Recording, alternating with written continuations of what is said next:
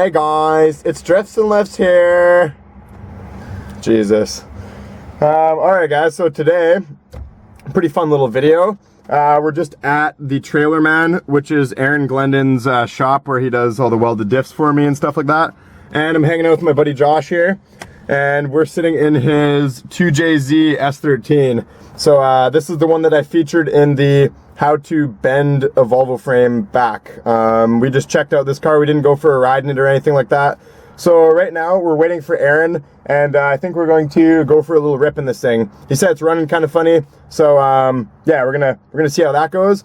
And then Aaron is going to do a diff modification to the Wagon. So like I said in the last video, if it's a G80 locker, we're just gonna do the little locker mod where we weld the weight in place. And if it's an open diff, which I'm hoping it is, then we're just gonna, like, you know, straight up weld it. So yeah, I guess we're gonna wait for Aaron, and in the meantime, we're gonna go for a little cruise in this 2JZ S13. So hope you guys like the video.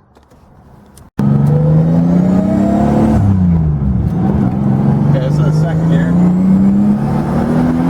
Oh, weird, yeah. No, that's not good. Yeah, it's not pulling as hard as it should at all. So I don't know what the issue is Josh's car is having. It's not, like, is it hitting full boost? I don't even know. You gotta ride it through. It's all good. It's kind of like a fuel cut almost. Like a little fuel cut, and then, like, I don't know. It pulled harder last time he took me for a rip in it. Yeah. Like, try kicking out the back end on it.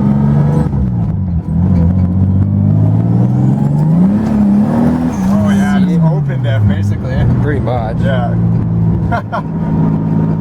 This thing will, like, once it's all good, it's gonna be nice. Oh, yeah. It's like holding back super hard though. Yeah. Alrighty, so Aaron just showed up. Finally.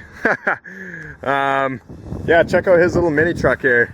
This thing's pretty dope. He's got like the total 90s old school like mini trucking paint scheme on it. And those wheels too.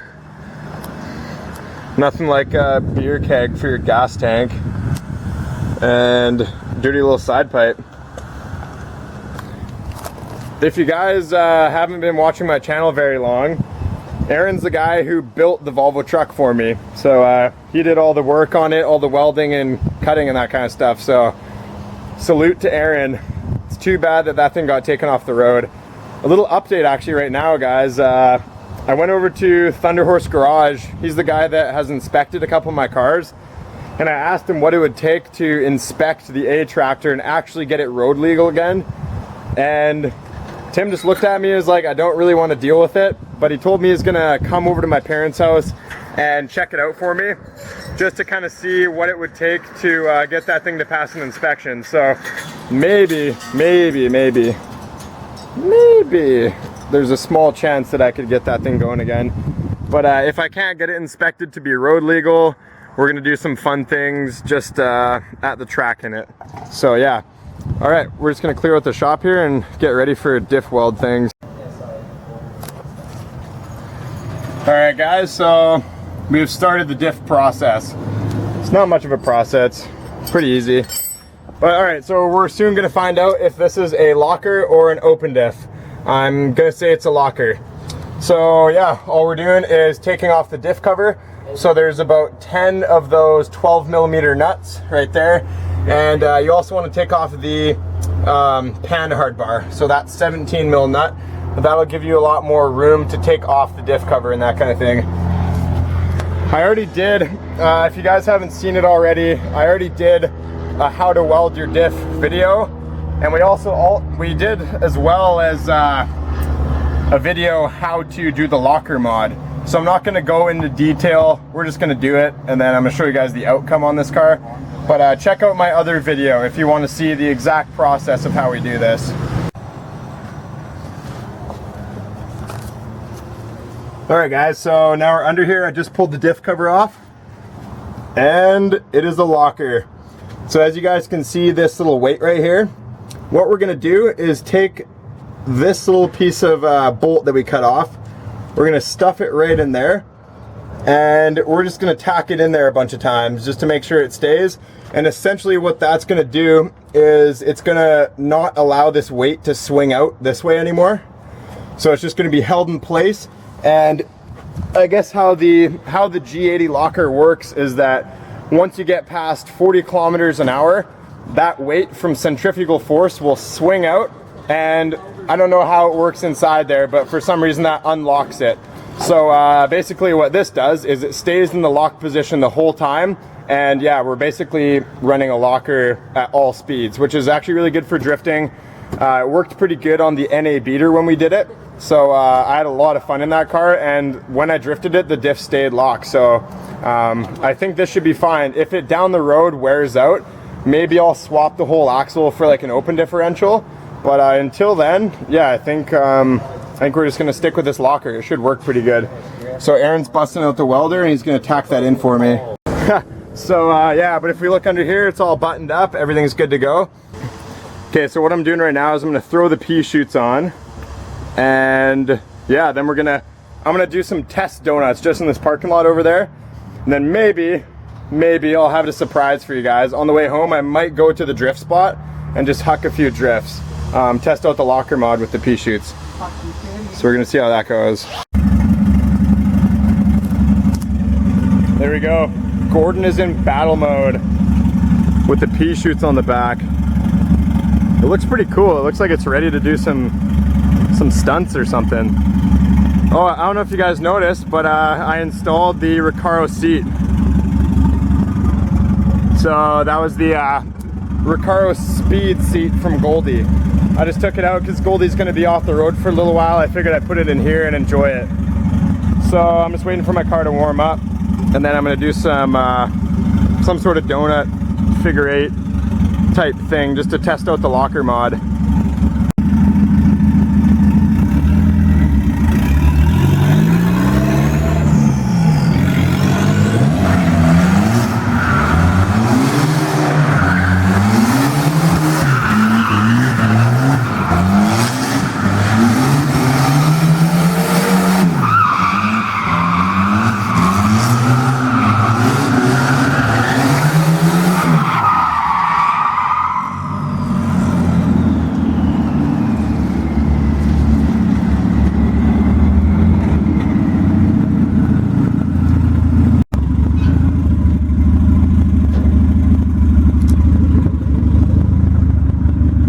Alright guys, that worked really well. So I gotta get to a wedding, so I'm gonna head on my way home right now, and I think I'm gonna stop at the drift spot and try a few drifts.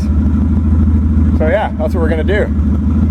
Hell yeah, lock's awesome.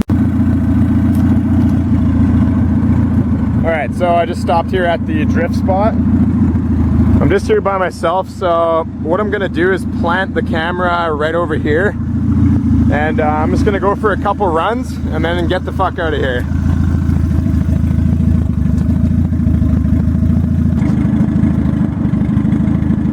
Alright guys, let's do it up.